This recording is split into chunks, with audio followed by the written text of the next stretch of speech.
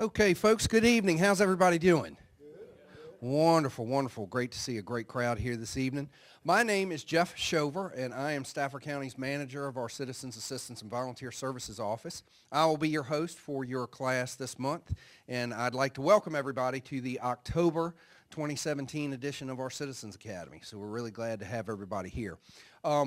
I wanted to let everybody know that we will be talking in a microphone on purpose. I'm sure that y'all can hear perfectly fine, but we will be recording our presentations so we can put them on our webpage a little bit later for people that, if they want to watch it from home, that would be great. Don't worry about it. The cameras are facing me, so they'll probably be just seeing the back of your heads if y'all are camera shy. That's fine. But I do really appreciate you coming out this evening, and I hope to see the rest of our class. We have a bunch of great presenters that are going to give you some very valuable information on the different departments within our local government and what their roles are within our local government, where the funding comes from, who's the boss, everything that you'll need to know, A to Z, about local government. Really quickly, how many of you are from the Commonwealth? How many of you have been here a while? Okay. All right, awesome, awesome. Now I see a few hands that haven't come up. Sir, where are you from? Originally from Kansas City. How long have you been in Virginia? 2 years. 2 years. All right, wonderful, wonderful. And you folks? We're from the Empire State. Nice, from New York. Wonderful, absolutely. Now, how long have you been in Virginia? Less than a year. Less than a year. Awesome, awesome. Well, that's great. Well, we're going to... Well, I just wanted to know who's been here a while, because the Commonwealth, if you haven't gotten used to it yet, the Commonwealth does things quite a bit differently than a lot of Commonwealths or states in the Union. So it's good that we have you here, because we're going to go in not only the local level, but we'll go into a few state level issues as well, just some things that we do a little bit differently. And we have plenty of time for questions and answers, but I do need a favor from you. If you have any questions, certainly we're going to have plenty of time to answer them. But since we are filming our presentations, if you could please just hold your questions until the end of the presentation so we're not interrupting the presentation as it goes. But I'll promise we'll give you plenty of time to answer any questions you may have during the presentation, okay? All right. Housekeeping. If you need to use the restroom, if you go right out of the board chambers, go to your left. The men's room is before you get to the elevator. The women's room is on the other side of the elevator. So if you need to get up at any time, feel free. It's, we're all adults here. You don't have to raise your hand or anything like that. That was for my little third grader. She was like, well, Dad, do you make them raise their hands? I was like, no, I'm not making anybody raise their hands during the class. So it's a very informal setting. I hope you enjoy it. Again, write down any questions you may have. There will be plenty of time for that. So I'm going to go ahead and get started with our first presentation. Our county administrator was scheduled to be here at 6 o'clock, but he always works to probably about 8 o'clock or so in different meetings with board members and things of that nature. So I'm sure he's running just a little bit late. But he will be by here in a little bit to introduce himself. His name is Tom Foley. Tom has been with us for a few months now. And I'm sure that he's just now getting his hands around how we do things here at Stafford, but he's been a breath of fresh air. He's a wonderful, wonderful county administrator, very knowledgeable, and we really appreciate him being on our team now. So I think you will really enjoy what he has to say. Let me go ahead. If you'll give me just a second, I'm going to get my presentation up.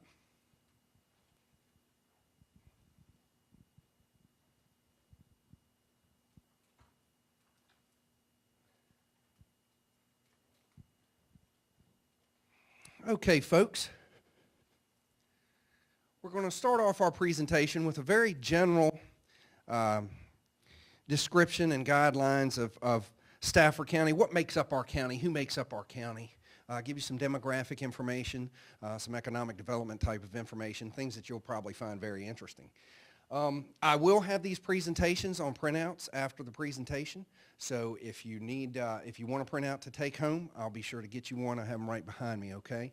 The Board of Supervisors, first of all, if you look behind me, you'll see that there are 7 chairs. We do have 7 board members, and we do have 7 what we call electoral districts. 1 board member represents each district within the county, so they come together twice a month on the first and third Tuesdays of every month, and they meet right here in the board chambers. We have 2 meeting times. We have a 3 o'clock meeting time, and then we also, have a 7 o'clock meeting time. Okay, so if any of you want to attend those meetings, please do. We always encourage our citizens to become active in local government because we want to know what's important to you, what direction you would like us to go in, okay? Stafford is a great place. I grew up here. I grew up here in the Hartwood area of the county. If anybody knows where Hartwood is, off of Kellogg Mill Road.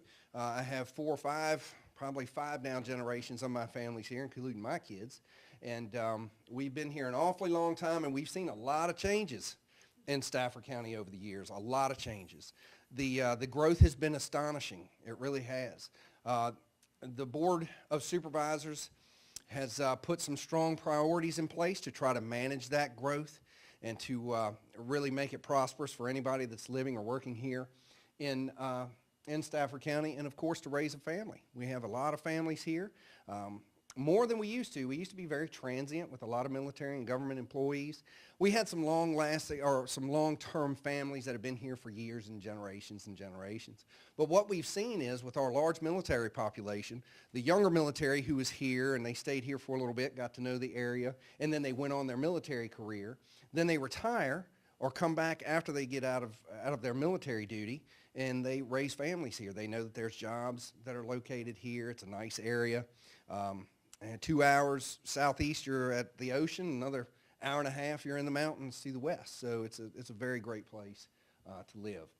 Now, as far as the priorities that the Board of Supervisors have set in place, you'll see I have those highlighted here on the bullets.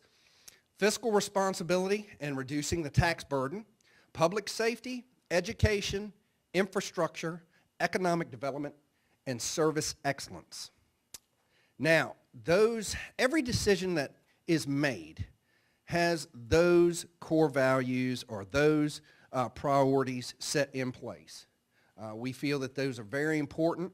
We've heard a lot from our taxpayers and our citizens here that those priorities are very important. Of course, with me, my most important is the bottom one, the service excellence. The Board of Supervisors has kind of directed me to create and set the customer service initiative for the county. I've worked here for almost 25 years now. My first 12 years was working with our Parks, Recreation, and Community Facilities Department, and I program for all the special needs population. I do have 2 different degrees. I have a degree in therapeutic recreation, and I have a degree in education. So I put my first degree to use, and that was wonderful, and I had a wonderful opportunity to move on to a different side of local government and to the administration side. So that's where I'm working now. Where are we? Our location is vital to us. Has anybody ever heard the old real estate slogan, location, location, location, right? Exactly. Well, Stafford County is in a wonderful location. We are basically right in between 2 big metropolitan areas, right in between Washington, D.C. and Richmond. And so we hope to, a lot of different businesses and conglomerates and such will see us as kind of a hub between those 2, and it makes it advantageous for us to bring those new businesses in. We're 277 square miles, and right now the population's a little bit more. We're right under 140,000 at the moment. 30 miles south of Washington, D.C., 50 miles north of Richmond. We're home to Quantico Marine Corps Base, and 35,000 of our acres is Quantico Marine Corps Base. If any of you have seen a map of Stafford County, anytime you look at that map, usually in the northwestern corner, it'll be shaded or highlighted, and that's to indicate that that is Quantico Marine Corps Base. There are no residents there. There's no homes, schools, or anything. That's just wide open land that they use for training. Have any of you experienced the booming and the banging yet from Quantico? Yeah, a few times. I know some people, they move here and they're like, what is that? What's going on? But we kind of laugh because it's been there forever. And I say, that's the sound of freedom. I'd rather have the Marine Corps in my backyard than some other things. So we like them, and they do their best to try to mitigate being a burden on our citizens. They really do. Over the few years, they've really reduced the size of the explosive that they use. They reduced the times. When I was a young boy, they would do maneuvers, what we call maneuvers or training, all night long. It would go on 3, 4 o'clock in the morning. There'd be flares in the air and the booming and banging, and you just got used to it. But they don't do that any longer. They do have to do some things at night, but they send out alerts to all of us so we can get that information to you to hopefully mitigate any problems or inconvenience. Okay, Stafford County, who are we? We have the 13th highest median household income in the nation. In 2011, it was about $91,000. You want to say 2011, it's gotten bigger, but we haven't gotten that data. Usually that data is about 5 years behind, so we're going to get on it here pretty soon and see where we stand right now, but I'm pretty sure that we're right around that same range, if not higher. 11th wealthiest county in the nation, according to Forbes magazine, and also according to Forbes magazine, one of the best places to get ahead. We're home to more than 2,000 businesses, and including more than 45 defense contractors. Those defense contractors are very important to us, obviously, because they employ a lot of our citizens here in Stafford. We have a very diverse business base, and a little bit later on, our economic development and tourism presentation will go into the details of just how diverse that business base is. We have Stafford Hospital. We have several wineries now. Of course, defense contractors. On the education side, we have a University of Mary Washington campus. We also have a Germanna Community College campus. And we have home of Stafford Tech and Research Park, and that's located north of here on Route 1, okay, right before you really get to the Prince William line. It's probably in the northest part of the county, and you'll see that entrance on the right side of Route 1. If you know where the Globe and Laurel restaurant is, it's basically just past the Globe and Laurel restaurant on your left. Who are we again? Stafford's unemployment rate is one of the lowest in Virginia at 3.6%. Okay, that's still well below the national rate and still well, again, below the state level or Commonwealth's level unemployment rate of 6.2. Now, you know, people can argue what the unemployment rate is depending on who you want to listen to, but we go ahead and just try to use the median, which is 8.9% national. So that's good. You know, obviously we want to live in a place where people have the opportunity to work. That helps us to put together budgets, obviously, that are going to be much more realistic, so there's not a whole lot of guesswork. The last thing we want to do is, you know, to put a budget together that's going to be so overpriced that we're not going to get that revenue in. And one of the reasons that you wouldn't get that revenue in is because obviously you have a low employment rate, a higher employment rate. But we do have a lot of people that are working, so if they're good Americans and Virginians, they're going to pay their taxes like they should, and we can do all those cool things that everybody wants us to do during the year. The number of civilian jobs in Stafford County grew to 69,219 in June of 17. Okay? And I always say civilian jobs, and I like to call my civilian jobs the people who pay the bills. Okay? And the reason I say that is it doesn't have anything to do against military personnel. I love military personnel. I got a bunch of them in my family. But the fact of the matter is that a lot of times military personnel are exempt from local taxes, okay, for one reason or another. So when I say that we have the civilian jobs, those are the ones who we can count on to, to pay their personal property tax, their real estate tax, et cetera, okay? 7th highest business growth and job growth rate in Virginia. The growth rate is 1.8%, and the Commonwealth overall is 1.2%, okay? Even when we had that huge economic downturn, probably about 05, I think it was 05, where the real estate, was it 08, where the real estate market just bottomed out. And the Commissioner of Revenue will be here later on in the class a little bit, in a couple weeks, to give you more details. But we actually had incremental growth during that period. So when we talk about a safe investment for people, Stafford County is probably the safest investment that you're going to make. And people think, oh, you can't say that. And I was like, well, we had a pretty bad, economic downturn, and we came through it pretty well. And that was due to a lot of hard work by some smart folks here in Stafford. And again, it's where we are, location, location, location. Schools, each of Stafford's schools, 5 high schools were ranked in the top 1,500 in the nation by Newsweek magazine. We have 17 elementary schools, 8 middle schools, and 5 high schools. When I was going to high school here, I'll date myself, I graduated from Stafford Senior High School in 1990, so that's what, 25, 30 years ago, somewhere around there. I don't know what it is. It all flies by. But we had 2 high schools. We had Stafford Senior High School and North Stafford High School, and that was it. So when I look at 5 high schools now, and we'll be groundbreaking on our 6th one here before too long. We know that it's necessary. We have a couple of places that the board and the school board are kind of working out where to put it. But of the 5 high schools, 4 of those high schools all service the north end of the county. Stafford Senior High School is still the only school that services the entire south end of the county. So obviously, we're going to need some help to take that burden off of Stafford High School. So it's going to go somewhere and service in the south, but we don't know exactly where yet. Let me see. Stafford is a very, very historical county, extremely. Not a lot of people know about Stafford's history.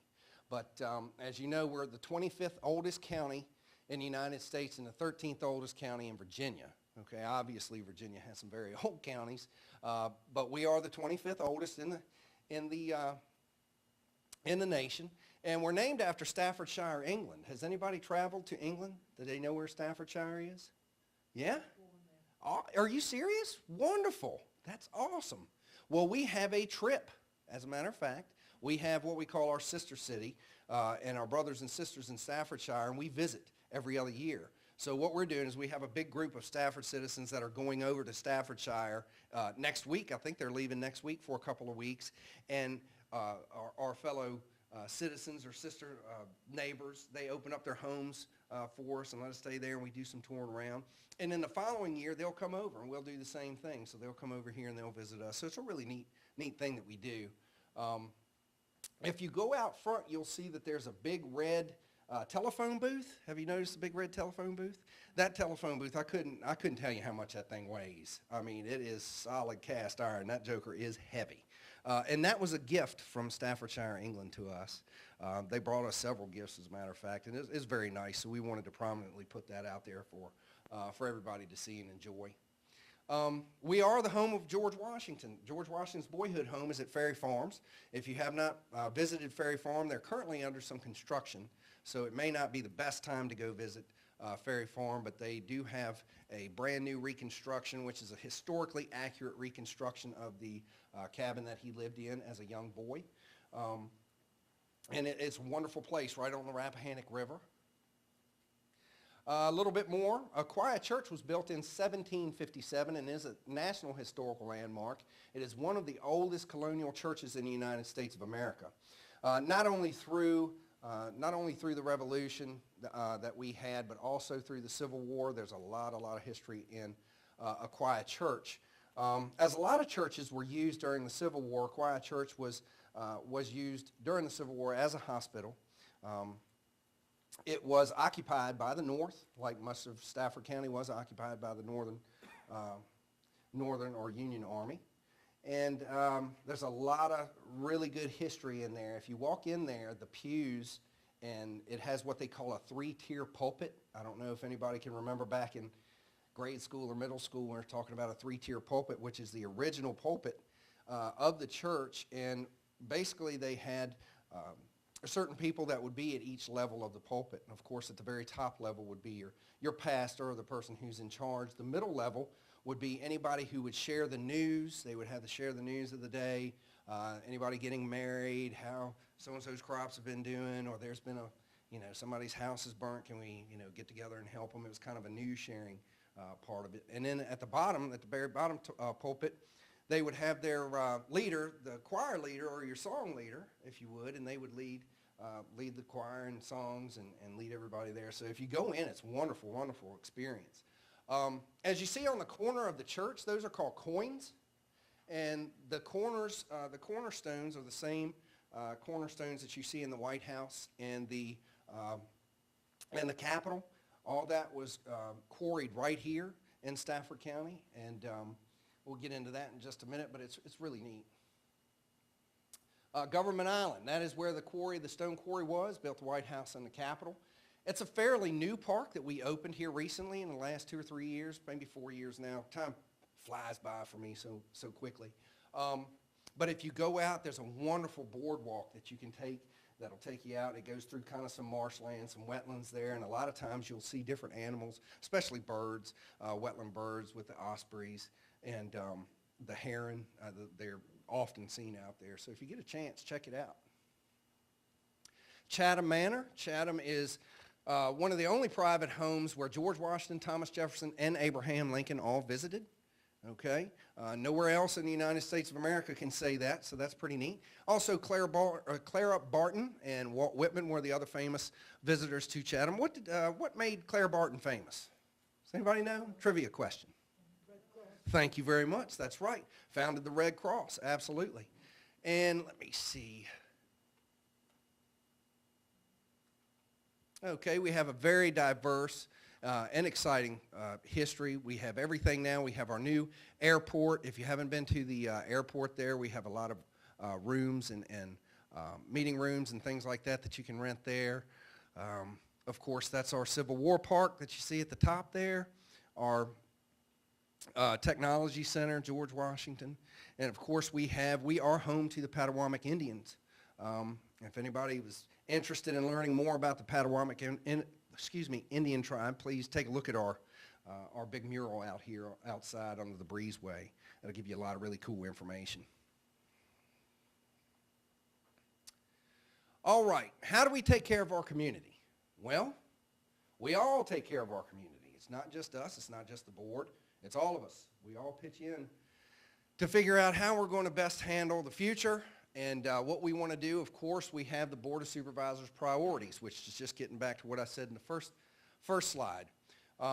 Organizational values. These are values in which the employees have come up with that we really kind of live by or work by, whatever you say, and that happens to be balance, empowerment, service, and teamwork. You'll see a lot of that on some of our documents. That's nothing that was handed down from anyone. That wasn't handed down from the county administrator. That wasn't handed down from the board and said, here are your values, go do it.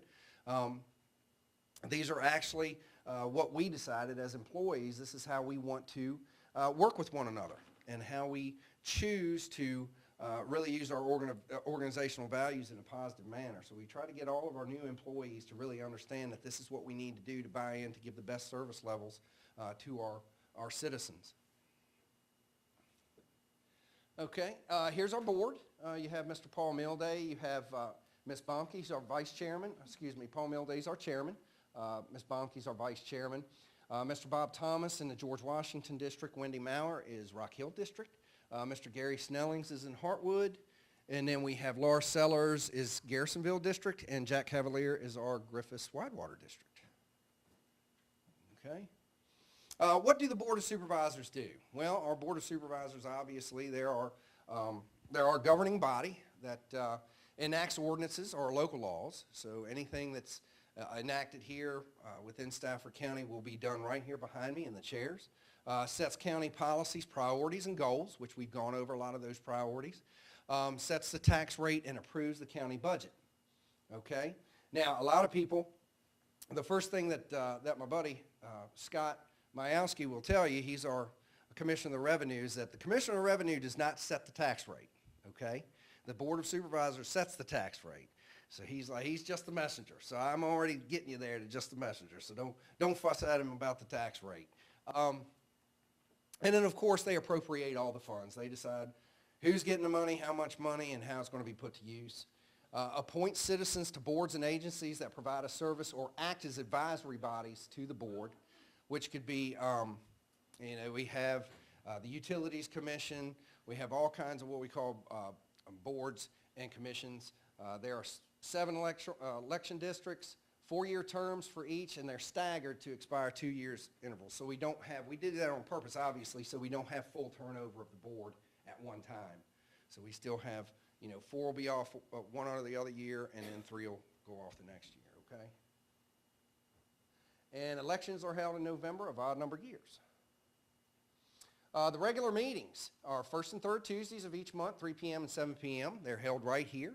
And they're also broadcast live. If you can't make it to the meeting, you can also watch it live on Verizon Channel 39, Cox Channel 24, Comcast Channel 23. And you can also, if you go to our website, staffordcountyva.gov, you can stream it live for every meeting. And then they also rebroadcast on the Thursday after the board meeting at 3 and 7. Okay? All right. Now, there's different kinds of meetings that are held, so I just want to point out some of the meetings, what they call special meetings, are held when requested by a chairman or 2 board members, okay? Action may be taken at these meetings, but they still need to be advertised 3 full business days in advance. And what we do is we advertise those meetings in the Freelance Star and the local media, okay? That's the Commonwealth law that we must do that. And then they have adjourned meetings, which are continued from a previous meeting, and action also may be taken at these meetings. It's basically just a continuation from a special meeting. Work sessions. What do work sessions do? When you hear that the board's going to go into work sessions or they're currently in work sessions, they are to obtain information, to discuss those complex issues, and also action may be taken at a work session, okay? Public hearings. This is very important, and I want to make sure that you understand about how public hearings work, because it's vital that we get your input when it comes to public hearings. We obtain citizen comments before the adoption of the budget, an ordinance, or any resolution that would set fees. So if there's a fee change or a fee that's going to be, for instance, let's talk about our landfill. We have a new user fee for the landfill, which we didn't have previously. So anything that comes along where they're going to add a fee, they have to have time for public hearings and for the citizens to come speak and give their opinions on whether or not that's a good idea. Closed meetings. Closed meetings are closed to the public. The discussion of specific matters, sometimes they're personnel issues. Personnel issues are held private. Purchase of sale or public land, the investment of funds, also litigation, legal matters, and the action is only to be taken in open session, and then also they can obtain information during these closed meetings. The agenda, we always put the agenda out ahead of time, so everybody knows what's coming up on the agenda, what they can expect for the next meeting, okay? They're available on a Friday afternoon preceding the scheduled meetings. They're available here in county administration. I can tell you where you can get them if you happen to come into the office. Certainly I can get you a copy of one if you want. They're also, you can find them fairly easily on our website, and the Freelance Star posts the agenda regularly as well if you get the, if you subscribe to the local paper. Board packages. What's a board package? Well, a board package is going to contain all the information that the board will discuss at that meeting, at the next meeting, okay? It seems like that's what a lot of my co-workers in county administration, that's what they do all the time. They get done with one meeting, they're automatically starting on the next board package. So it contains, again, all the information. They're available on the Friday afternoon preceding that Tuesday meeting, okay?